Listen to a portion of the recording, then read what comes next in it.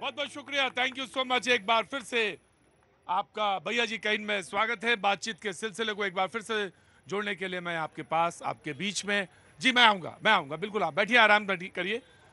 दो बयान मैं रखना चाहता हूं आपके सामने। पहला, चुनाव आयोग पर सवाल उठाया कांग्रेस के वरिष्ठ नेता ने। चुनाव न सिर्फ निष्पक्ष होना चाहिए बल्कि दिखना भी निष्पक्ष चाहिए। सवाल इस पर यह कि क्या चुनाव निष्पक्ष नहीं दिख रहे थे या चुनाव निष्पक्ष नहीं हुए, सवाल यह था। अखिलेश यादव जी का, समाजवादी पार्टी का, बीजेपी के झूठे राष्ट्रवाद ने देश को नुकसान पहुंचाया। मैं जानना चाहता हूं आपसे कि कहां चुनाव निष्पक्ष नहीं हो रहे थे। जितने भी सांप्रदायिक भाषण मोदी जी के हुए, मंगलसूत्र से लेके भैंस चोरी तक, क्या यह सही निष्पक्ष चुनाव था? क्या चुनाव आयोग ने कोई बीजेपी के ऊपर कार्रवाई की? जिस तरीके से भाजपा ने पूरे चुनाव को अपने नरेशन से चलाया, चुनाव होते होते मतदान के दिन तक मीडिया पूरी तरह से मैनेज होकर लोगों को इम्पैक्ट कर रही थी। ये क्या चुनाव निष्पक्ष हुए इस देश में? मीडिया मैनेज कर रही थी। मीडिया को पूरी जोशी, उनके जो ओएसडी है वो डायरेक्शन दे रहे थे और अंतिम चरण तक मीडिया वो बता रही थी और प्रचार कर रही थी। बुरा हुआ कि नहीं कुछ रह गया? अभी गाली वाली देना और दे लीजिए। नहीं, मैं बिल्कुल सुनूंगा, बिल्कुल सुनूंगा। और अगर सुना नहीं तो फिर काहे के लिए? सुनने के लिए तो हम ही हैं। बिल्कुल पूरा सुनूंगा, पूरा सुनूंगा। अपेक्षा है मैं सुनूंगा आपकी बात सुनूंगा कि मीडिया को बिल्कुल एकदम डायरेक्शन मिल रहे थे। जी प्रतीक भाई, इस देश का चुनाव भले ही चुनाव आयोग ने निष्पक्ष अपना काम नहीं किया हो, लेकिन 2024 का चुनाव ये पूरी तरीके से बुनियादी सवालों पे हुआ है, बेरोजगारी पे हुआ है। ये तो मैं ले लिया, ये तो बात आपकी बात है। मैं आपके पास आ जाऊंगा, लेकिन मेरा एक सवाल आपसे है कि अगर आपके 295 आ गए तब फिर क्या होगा? गजब। तब तो फिर क्या होगा? फिर कौन किसकी सुन रहा था? मैं आ गया।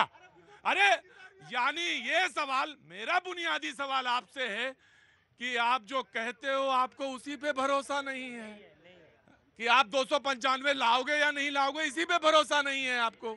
अरे कहिए। अरे एक बात और कि मीडिया, एक बात बता दें आपसे, मैं पिछले 27 साल से तो टीवी पे काम कर रहा हूं साहब। आपका नाम भूल गया मैं। सुजीत भाई। 27 साल से तो टीवी में और लगभग 6 साल मुझे प्रिंट मीडिया में। मीडिया का इतनी कोई ताकत नहीं है, लगता बहुत है। इतनी ताकत नहीं कि कोई किसी को चुनाव जिता पाए।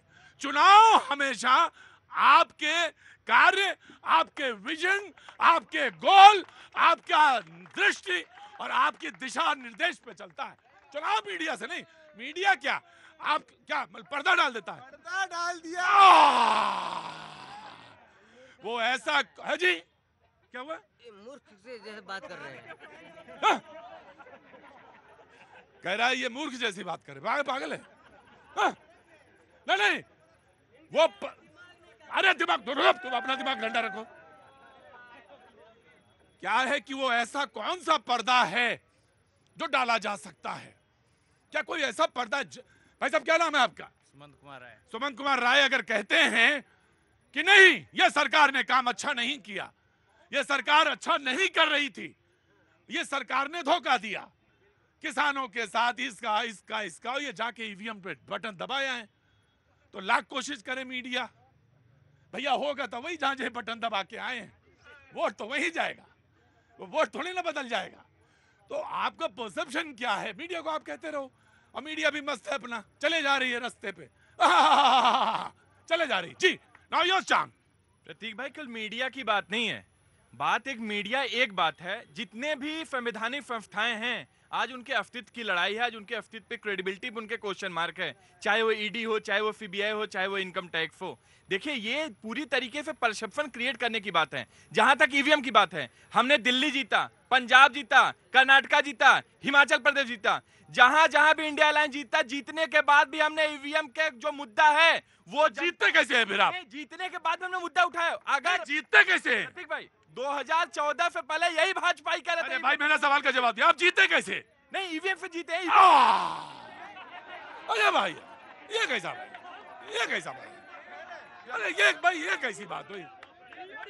अरे रुको मालिक अरे ईवीएम से जीते हैं, ईवीएम पे उंगली उठाते हैं, मीडिया में बात करें, मीडिया पे उंगली उठाते हैं। अरे रुको, देखिए जो बात एक बात सुनो, मीडिया कोई दूध की धुली चीज नहीं है। चलो बोलिए। प्रतीक भाई, ईवीएम पे अगर संदेह है तो उसमें इलेक्शन कमीशन आकर स्पष्ट करना चाहिए। इलेक्शन कमीशन स्पष्ट क्यों नहीं कर रहा? अगर इंडिया डेलीगेशन फिर समय मांगता है, वो समय नहीं देते। चंडीगढ़ में वोटों की चोरी होते है, उसमें जवाब नहीं देते। इंदौर के अंदर सारे प्रत्याशियों को बैठा दिया जाता है, नोटा का अधिकारों का हनन किया जाता है, जनता के अधिकारों का हनन होता है, उस पर सवाल नहीं पूछते। राइट, मुझे याद आ गया, मैं आ रहा हूँ। आप ही का चांस है, आप ही का चांस है।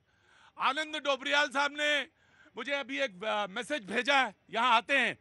आनंद डोबरियाल साहब ने कहा कि प्रधानमंत्री मोदी जी अगर जैसा कि एग्जिट पोल दिखा रहे हैं, प्रधानमंत्री बन जाते हैं तो उनको सबसे पहला काम पानी पे, पर्यावरण पे, कृषि को खासतौर से जो ऑर्गेनिक बनाना है, जो बहुत ज्यादा पेस्टिसाइड्स यूज हो रहे हैं, उस पर उस दिशा में काम करना पड़ेगा। आनंद मणि डोबरियाल साहब गाजियाबाद में रहते हैं, पहाड़ के रहने वाले हैं। उनका ये सवाल मैंने लिया, यहाँ रख दिया। जी ना द बीजेपी। सुप्रीम कोर्ट को तो मानते हो या नहीं? सुप्रीम कोर्ट ने ईवीएम के ऊपर क्या कहा था? No possibility of EVM tampering.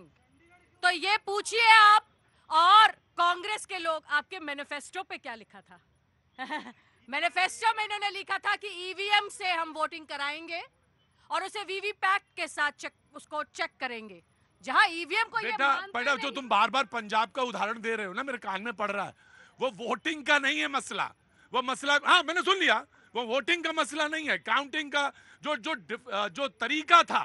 मैंने तुम्हारी बात नहीं, तुम्हारी मतलब है तो उनका भी नहीं है, वो पूरी उसका वो तरीके पे बात थी जिसको सुप्रीम कोर्ट ने रेक्टिफाई किया। जी वही मैं कह रही हूँ ना कि आधी नॉलेज बहुत गलत है, तो इसलिए समझना बहुत जरूरी है कि सुप्रीम कोर्ट को तो पहचानते हो, तो जब ईवीएम के बारे में आपके पिटिशनर्स गए थे तो वहां पर क्या कहा गया? तो सुप्रीम कोर्ट को भी आपने मानना बंद कर दिया। अब ये कह रहे हैं 295 जीत जाएंगे। ये 295 नहीं जीत पाएंगे, इसीलिए बार बार ईवीएम पर रोना रो रहे हैं। राइट आ जाओ। सर देखिए, आप देश के वरिष्ठतम पत्रकार, मैं आ गया मैं नीतीश के बाद। मैं आपकी इस बात से सहमत हूं कि केवल भाई यही पीड़ को भाई मैं आ रहा हूँ। हाँ क्या हुआ?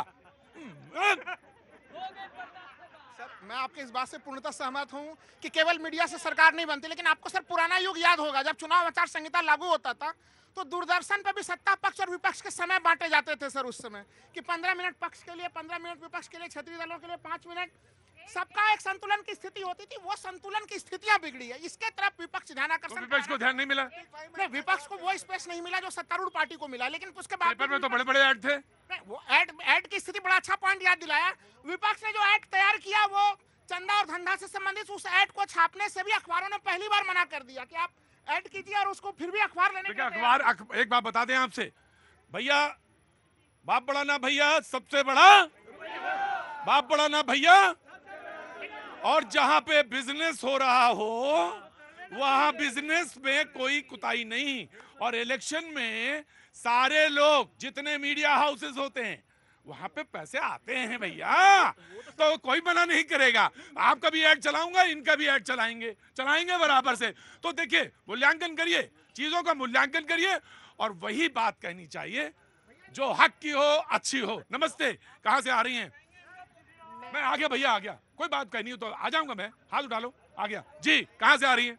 मैं एमपी से। एमपी से, मध्य प्रदेश में कहां की? शहडोल। हाँ जी कांग्रेस 420 तो बहुत अच्छी बात है भाई, ठीक है, 420 आए नंबर से, बहुत अच्छी बात है जी भाई। 420 नंबर आए तो बहुत, मैंने वही सुना। हाँ ठीक, मैंने मान ली बात आपकी, मैं आ गया आपके पास।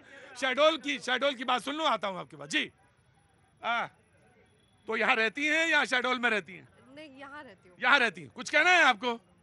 कुछ नहीं कहना। क्या नाम है आपका?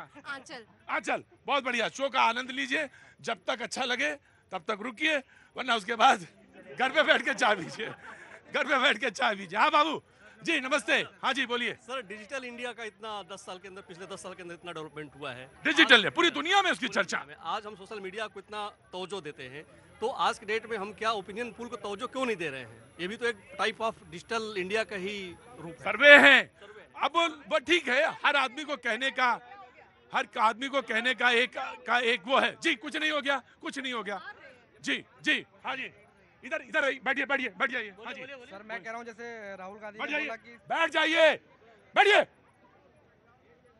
हाँ जी जैसे सर राहुल गांधी ने बोला कि आपने सिद्धू मूसेवाला का 295 गाना सुना हाँ। और हमारी उतनी सीटें आएंगी, हाँ। तो मैं उनसे बोलना चाहता हूँ भोए मियाँ का 420 कौन सा गाना? भोए मियाँ का 400 कौन सा गाना? भोए मियाँ का 400 भोई मियाँ। 420 गाना सुनिए, कांग्रेस की उतनी सीटें आ सकती है। भोई मियाँ का गाना, वो गाना का कोई लाइन वाइन है? 420 यही गाना है। गाना है? हाँ? ये कौन भोई मियाँ का गाना है? कोई भी गाना नहीं, अपने मन से मिला रहे हैं। आ! बोल रहा है मोहे मियाँ, अरे भोई मियाँ का गाना है? कोई भी गाना है, उनको बोले सुनाने के लिए मोहे मियाँ गाना है तो गूगल आप गूगल करके सुनाओ ना। अरे देखिए भाई, हर आदमी का अपने कहने का, आप कोई होगा, उन्होंने गाना गाया होगा, मुझे नहीं मालूम। आप कैसे हैं? अरे मैं क्या गया, आप तो कलरफुल हो गए, बड़ा रंगीन हो गए आप तो। क्या नाम है आपका? भैया जी से मिलने का स्पेशल आते हैं। हाँ बहुत अच्छी बात, वेरी गुड। तो कांग्रेस में आ रहा है, नीति का नंबर है ये। एक छोटा सा जवाब अभिषेक जी को देना चाहूंगी। अभिषेक जी को देना चाहेंगे, आम आदमी पार्टी को जवाब देना चाहेंगी। जी सौरभ भारद्वाज जी से कह दिए हाँ। कि एक पेचकस लेके इलेक्शन कमीशन के ऑफिस चले जाएं, वहां पे मशीन हैक करके दिखा दें। आप झूठे राष्ट्रवाद की बात कर जाइए ना, कितनी कमीशन करा, बिना छुए टेम्पर कर दीजिए, बिना टच किए टेम्पर दे दीजिए। मैं तो चुनौती देता हूँ इलेक्शन कमीशन को। आप लेके तो जाइए, अमेज़न की मशीन नहीं, ईवीएम की मशीन को हैक करके दिखाइए। झूठे राष्ट्रवाद की बात करते हैं प्रतीक जी। अगर धारा 370 हटाना और कश्मीर में रिकॉर्ड तौर वोटिंग होना और तिरंगा लहराना झूठा राष्ट्रवाद है, तो ये राष्ट्रवाद अच्छा है। अगर भारत को चांद तक पहुंचाना झूठा राष्ट्रवाद है तो राष्ट्रवाद अच्छा है। अगर भारत में सर्जिकल स्ट्राइक्स करना झूठा राष्ट्रवाद है तो राष्ट्रवाद अच्छा है। अगर 25 करोड़ लोगों को गरीबी की लेखा से बाहर निकालना झूठा राष्ट्रवाद है तो राष्ट्रवाद अच्छा है।